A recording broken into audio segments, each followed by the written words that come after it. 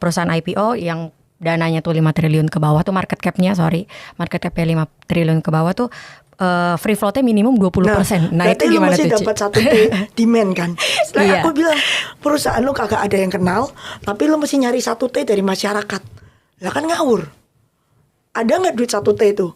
Lah kalau nggak dapat 1 T misalnya let's say udah jualan setengah mati bidnya cuma 500 M, lu jadi IPO nggak?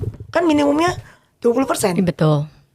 IPO lu cancel apa nggak ini? Kalau lu cuma udah jualan setengah mati orang yang masuk cuma 500 M.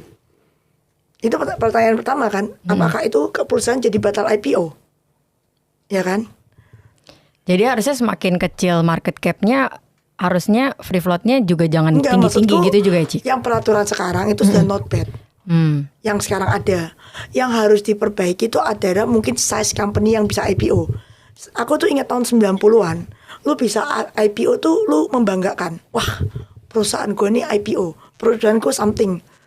Maksudnya company yang bagus, punya aset sekian, baru punya profit sekian selama berapa tahun terakhir, baru bisa IPO. Terus ke bawah ini semakin perusahaan gurem-gurem bisa IPO gitu kan. Perusahaan dengan 3 employee bisa IPO. Perusahaan warungan bisa IPO. Terus ada yang lucu, ada yang prospektusnya untuk membayar hutang ke warung Bu Siti gitu. Sumpah ada.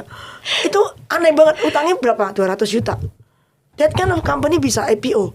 Kan aneh. Kayak jadi IPO tuh bukan sesuatu yang membanggakan lagi. Kayak sampah pun bisa IPO gitu kan. Semua company aneh-aneh bisa IPO. Jadi balikin kayak dulu, ketatin IPO nih. Jadi IPO tuh cuma company bagus tok yang bisa masuk IPO. Saya sih gedein. Ya coba, ya memang yang kecil memang gak IPO. Yang lu belum layak IPO kok. Ya kan? Terus kalau lu mau bikin IPO tuh bikin ownernya bertanggung jawab aja. Kalau within certain misalnya 6 bulan atau 1 tahun pertama IPO saham lu nyungsep ke ARB terus sampai masuk FCA, lu mesti buyback. Nggak mungkin lo baru terima duit IPO kalau 1 tahun tutup.